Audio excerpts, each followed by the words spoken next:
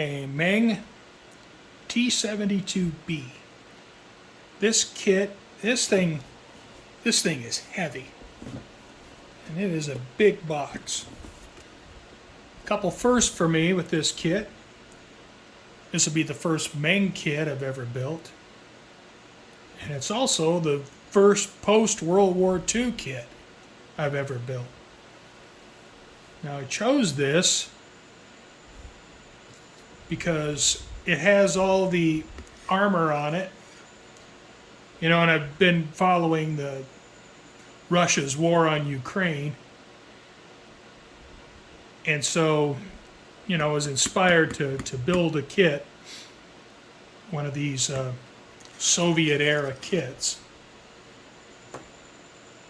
And looking into the T-72 just a little bit, from an American perspective, this is a Vietnam War era tank.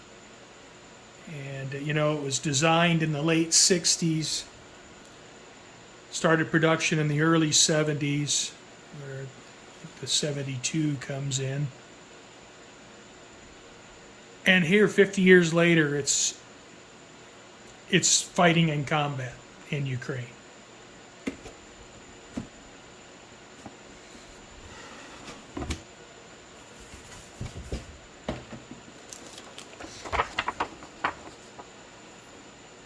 And win cash prizes.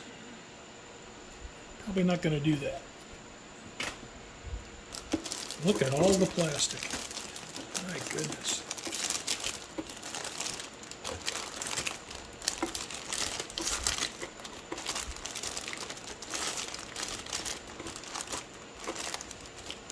And it has tracks, individual link tracks, which are a must-have as far as I'm concerned. I'm not going to go through all these sprues. That's, it would take too much time. Well, I have the instructions open, and I have to choose a variant. I believe I will choose B. I don't really want the mine clearing apparatus. And with an absolute mountain of plastic,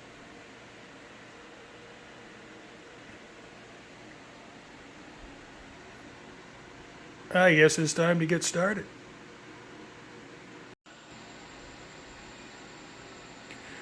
I have this rack, and this rack was originally intended to be used for making barbecue ribs. You would stack the ribs up in between the slots. I'm going to use it to try to organize all these sprues. We'll see how that works. And trying to make some road wheels. Step 1 is complete. I have the road wheels put together and the drive sprockets, and I believe the idler. And Meng uses polycaps in their road wheels, which I really like. I don't know who invented that, whether it was Tamiya or who did it, but I would like to see every manufacturer use that method. It really makes installing and removing the wheels so much easier. So, good for you, Meng. Like the polycaps. Step 2 is complete. The return rollers, the fit is loose. So I used a pretty good amount of cement. Got them in there. Set them in the cement for a bit until they started to, melt. And I used a ruler.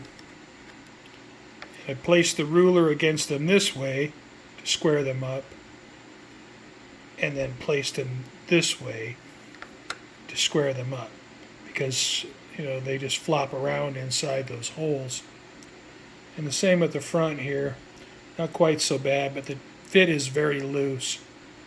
So I took a little extra care to make sure I had everything lined up and square. Step 3 is complete. I've installed the self-entrenching tool.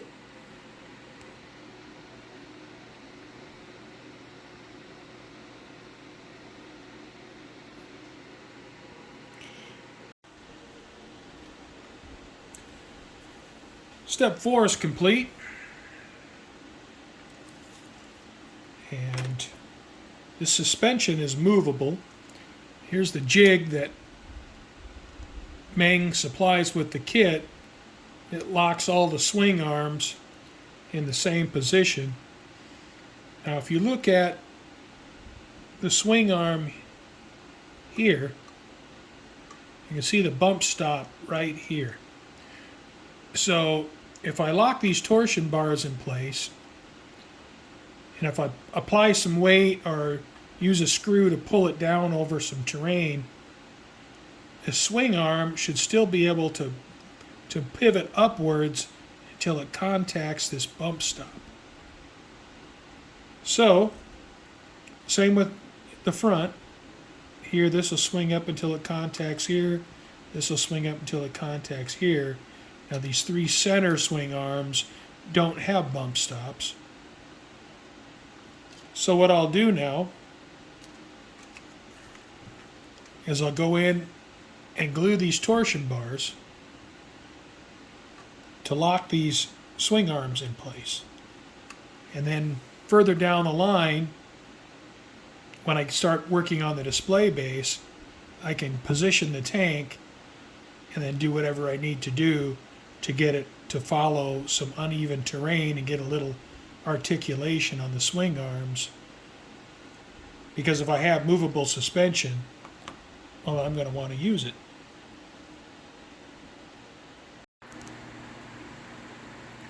Step 5 complete. It's a little bit of work to be done on the parts. Clip off these pieces, some holes to be drilled, and then this slot to be opened up. At least that's what I hope it means. I did drill the holes to mount these pieces right here. I think these are spare tracks. I don't really know for sure. See the brackets, and I think those are tracks. I'm completely unfamiliar with this tank, so just kind of learning what it is as I go. Step 6 is done. All the wheels are put on.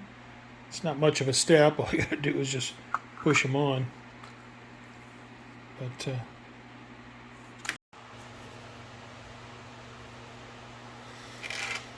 well, there's a little bit of tedium involved with the tracks. Got a lot of small pieces to clip out. And I'm using this Tamiya sprue cutter. It allows me to get in pretty close to the part. So I'm trying to be careful to cut the parts as close as possible so I have as little cleanup as possible. Well, putting these tracks together is a little bit fiddly. You got to have the flat side facing, and then just clip the guide horns in place.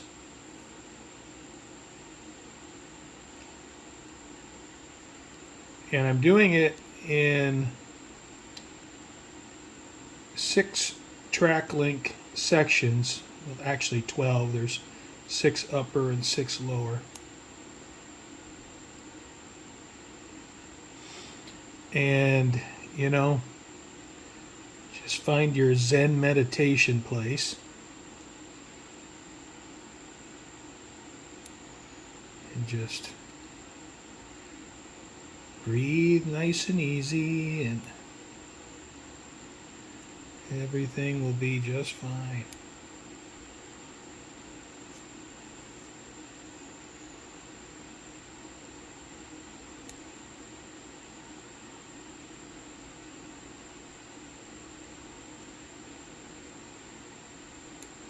Alright, so there is another, oh, I'm missing a piece, there we go. Alright, so there's another 6 link section. and the 6 links will fit onto the jig. So that's why I'm doing it in 6 link sections. I have all the tracks links assembled. So now that I have these sets of links here, I'm going to do now is separate them. So I'm going to clip these guide horns apart.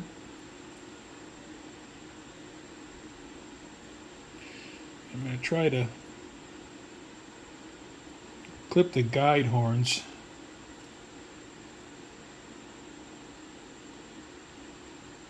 so I don't have a lot of cleanup.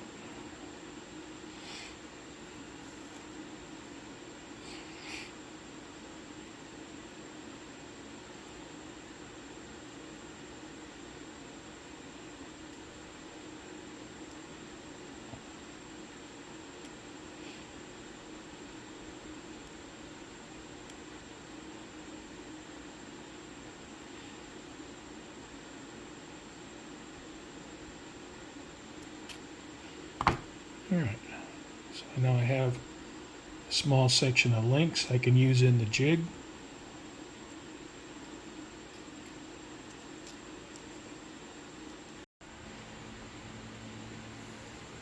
I have the track links assembled. I did save a few extra parts for putting the long sections together. So I'll take a section of track, put it in the jig, top of the jig on. Now here's where I made a mistake. In my frenzy of clipping all the track parts out, I clipped all these little end caps off, and I should have left them on the rubber trees, but I didn't, and so I got to put them on individually. Not a big deal. Let me get a few out.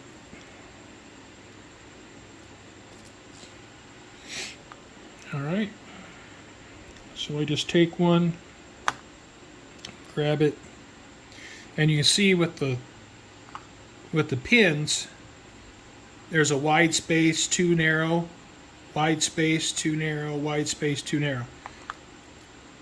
So you want to put these caps on the 2 narrow pins, and they just push on over the end.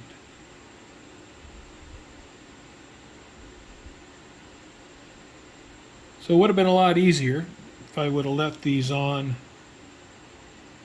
the trees, because then you could do an entire section of track at one time. But I didn't, so I got to do it this way.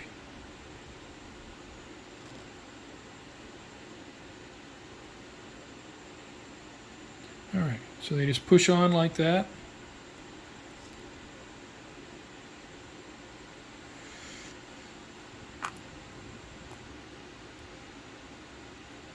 And remove the section from the jig.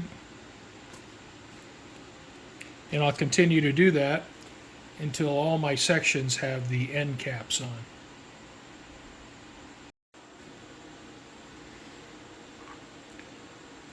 I have 82 track links here. And so I've started to assemble the groups of links. And having these rubber end caps on makes it a bit easier to handle.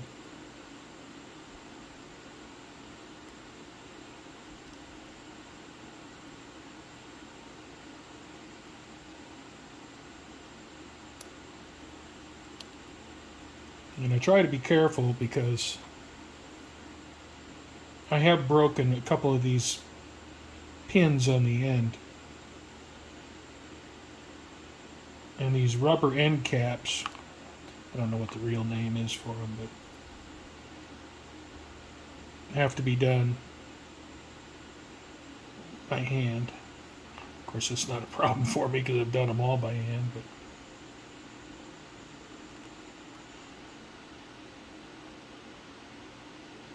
all right, So I'll clip off the guide horn.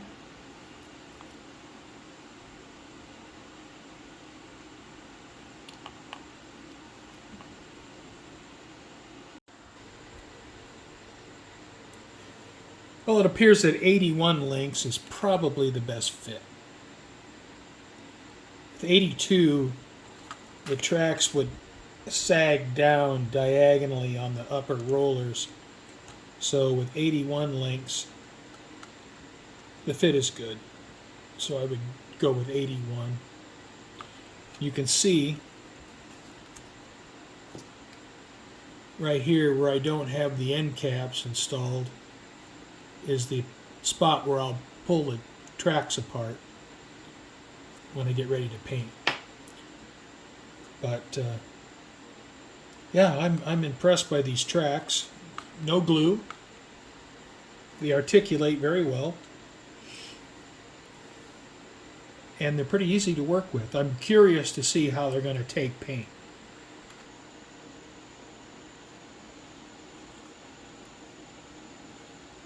Fit on the drive sprocket's really good. That looks super nice. Got the movable suspension, so I'll be able to position the model however I choose on a base and be able to get that articulation in the movement.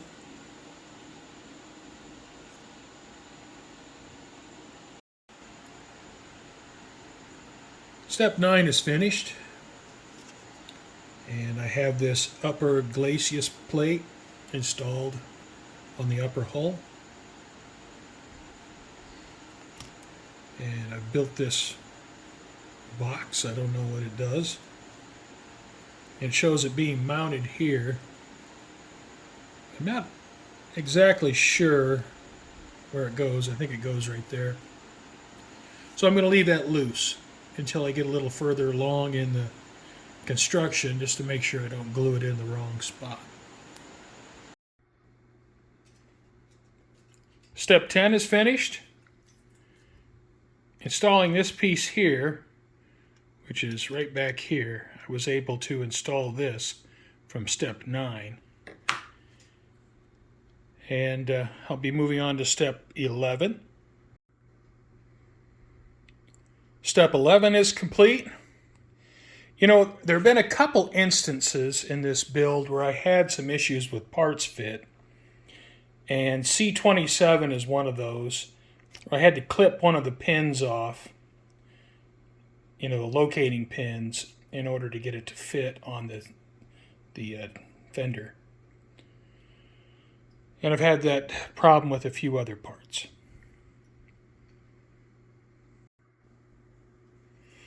I have step 12 done. I have the front fenders put together and getting ready to move on to step 13. Step 13, and it's time to put on, actually I have a choice. I put on this pipe here, and I have a choice of these rear covers, some plastic covers or the photo etch, and you know, I'm going to use the photo etch. And in preparation for the photo etch, I painted these grills flat black, so when I put the photo etch on top of the grill, while it's black underneath, I won't see plastic. Step 14 complete. I have the top of the hull glued in place. It's starting to shape up. Fit is pretty good. Had to use a little bit of pressure in a few spots, but overall, the fit is good. Again, I had a little bit of an issue with these hinges here, where I had to clip off one of the locating pins in order to get them to fit.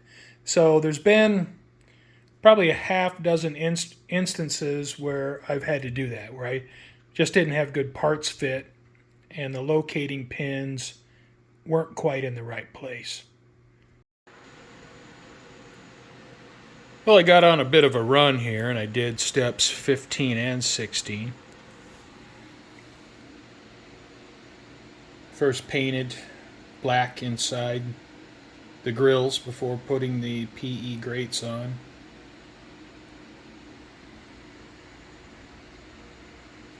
Put the rear fender, I guess, flaps on the back. And then did steps 16. Some of the pieces are small, a little fiddly.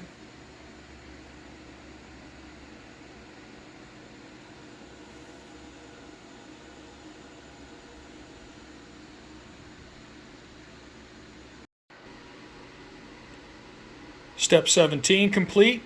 Got the headlights on. A couple small brackets on the front.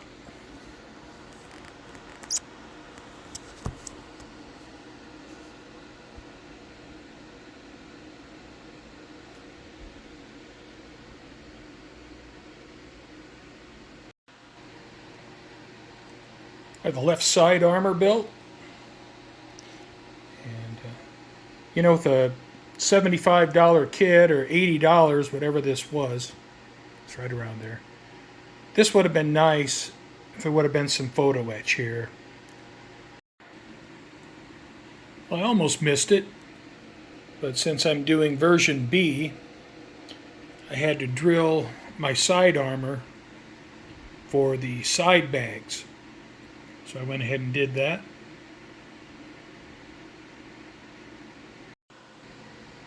I've completed steps 20 and 21. Obviously I didn't attach the side armor. That all has to be painted separately. I have the engine compartment cover put on, and then some of this small linkage.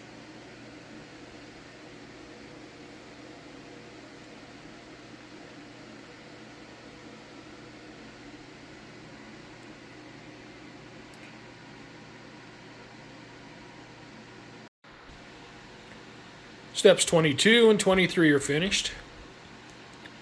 Installed the trenching log or whatever it might be, and made up the cables and installed the cables. I really like this wire that Meng uses. It's fine stranded, it's light, and it bends well. And being it's light and bends well, it's easy to position and install fine clamps like this kit has. The clamps are very small, and if it had a thicker, heavier copper wire that wants to rebound, it would be much more difficult to install the clamps. I installed a slatted armor on the side armor pieces. And so that finishes up 22 and 23. Oh, I'm not going to put the rear armor on. I'm going to leave that off. Step 24 complete. I have all the soft case reactive armor applied to the side armor. And shown before, I have the grates. So the slatted armor also installed. So that looks pretty impressive. I am not going to do the mine clearing system. I'm not going to install that. It's not something I'm interested in having on the model. So all the steps for that system I will just bypass. Step 28 finished. Being a multi-piece barrel, obviously with a couple different half sections. I don't like that in a modern kit, but I can somewhat understand with the detail of the barrel that maybe that's a requirement. So I'll give Meng a pass on that.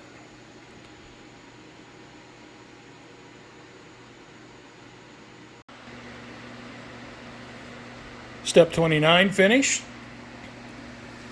Turret is building up. It's looking pretty nice.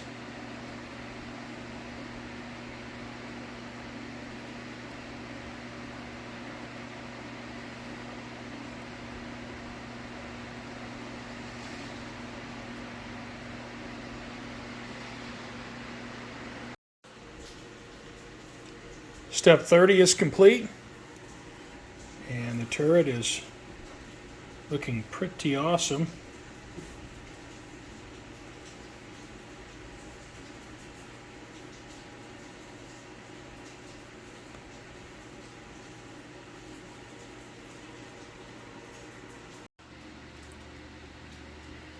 Step 31 complete, and it's turning into quite the interesting turret.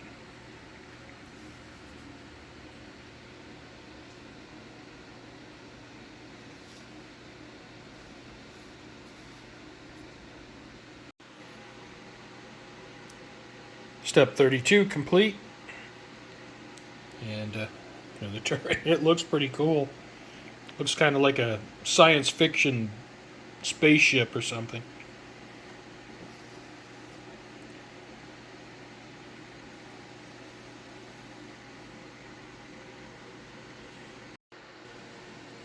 Steps 33, 34 complete, and my Millennium Falcon is looking pretty good. This thing, it's busy. It's got all kinds of stuff on it.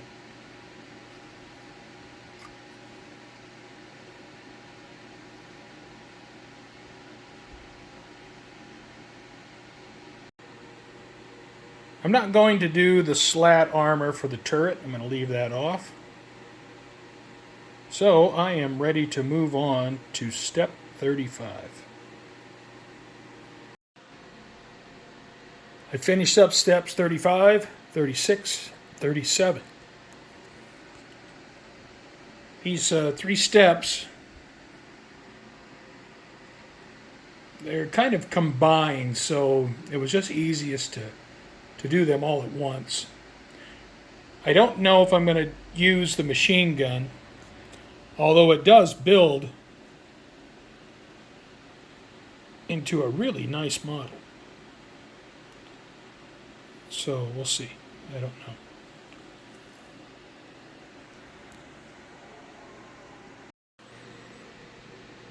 The Meng T-72B. It's a pretty nice kit.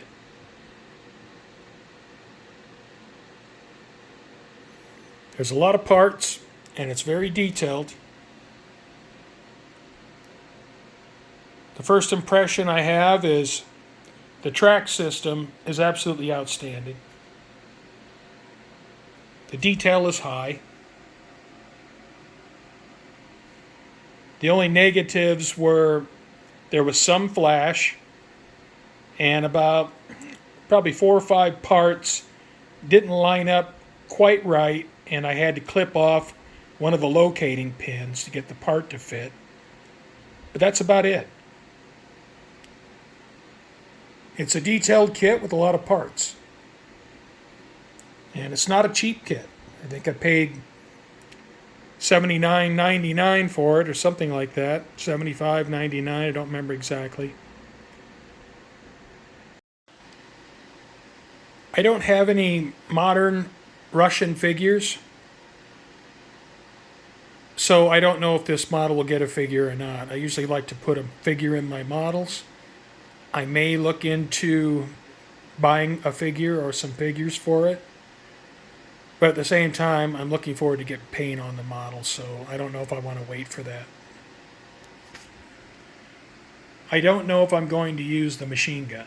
I may not put that on the model.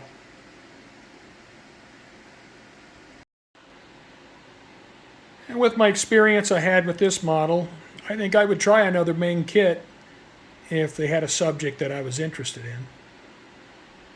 This was a good experience. I enjoyed building it, and I look forward to taking it to the painting stage. Thanks for watching. Hope you join me next time. Put some paint on it.